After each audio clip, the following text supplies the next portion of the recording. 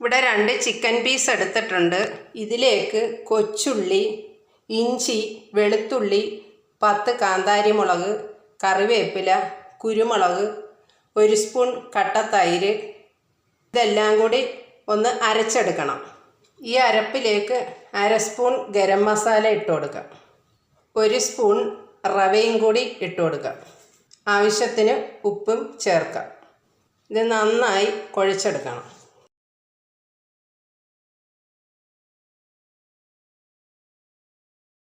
ചീനിച്ചട്ടിയിൽ കുറച്ച് എണ്ണ ഒഴിച്ച് ചിക്കൻ പുരട്ടിയത് ഇതിലേക്ക് ഇട്ട് കൊടുക്കാം.